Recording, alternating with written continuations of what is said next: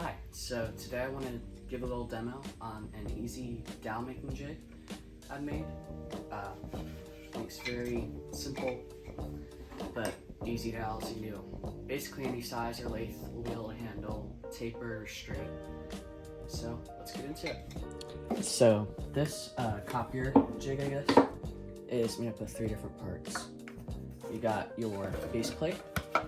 This I just super glued and screwed in 2 pieces of wood into. They fit perfectly into the little slot in my lathe bed. Keeps it tight. Twists a little, but once you tighten it down, it won't. The next piece I have is this little plate. I put that underneath, in between those 2 slots, against the lathe bed, and you can tighten it down with a wing nut, and it'll clamp it tight. Actually, wing nut goes on the bottom. But yeah.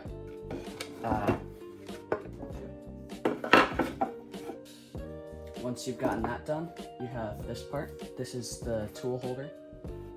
I put a dado and one of these pieces of plywood. It holds the chisel and you can move it along on the board and it'll be perfectly steady. Next thing I do, I got a fence right here. I just use 2 simple squeeze clamps to clamp it to the bed so I can control the diameter and whether or not I want it tapered perfectly. This is what it looks like fully set up.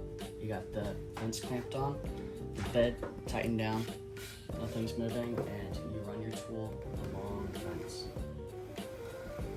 It's a beautifully even cut.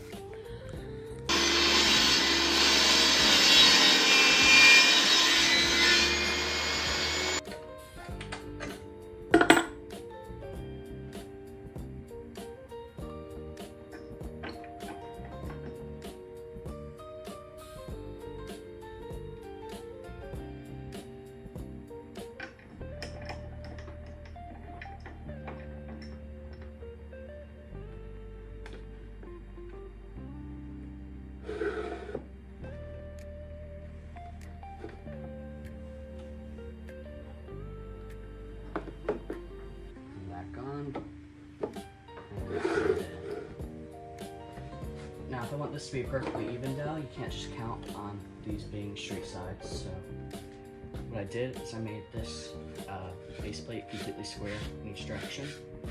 And sometimes they'll move, that happens. But you're still usually able to get a pretty accurate reading off this. You should make sure the fence is the same distance from each side.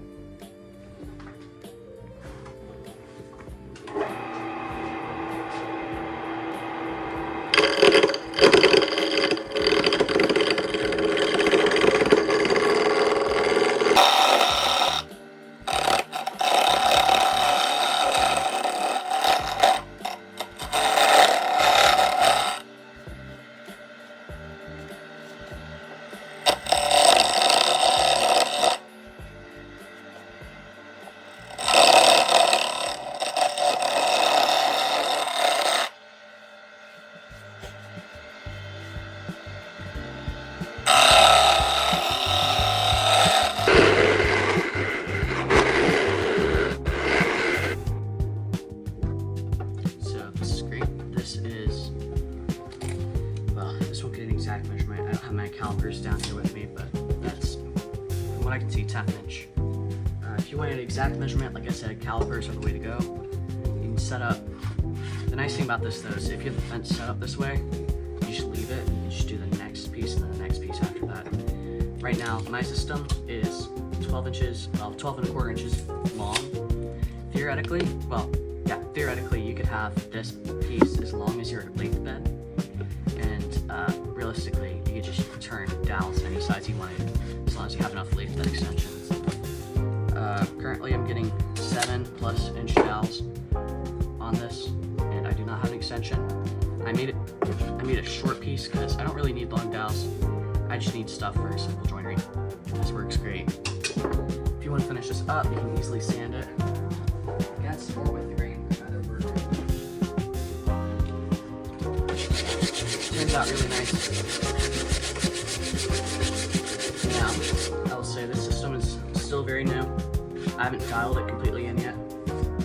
if I could go back, and I probably will change this at some point, I would use a round scraper like this. Because I feel like when you're cutting with this, it's hard to sort of, like, you sort of have to plunge in every cut you make instead of following the grain until you get to the very end. Because if you run into a piece like this, it won't cut it because it's hitting the edge of the chisel. With this, it would give you a little bit more, a little bit more forgiveness with that, I think. I'll probably change that at some point. Another thing I would change, I would probably cut this piece angled downwards at like a 45-degree angle. That way you can ensure you get a very straight edge without getting as much dust trapped between this piece and the fence. Also, it would be really, really nice if I could put a vacuum system on this, so I'll have to look into that. If you want to do tapered dowels, you can take a sliding T-bevel, place it against the side of your bed, and get the right taper line you want, and you can adjust the fence to whatever taper you want. Like that.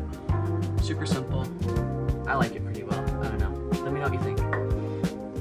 So I appreciate you guys watching this. This supports my YouTube channel, and eventually I'll go to support my business page. Please drop a like and a follow, and let me know what you think about this project in the comments.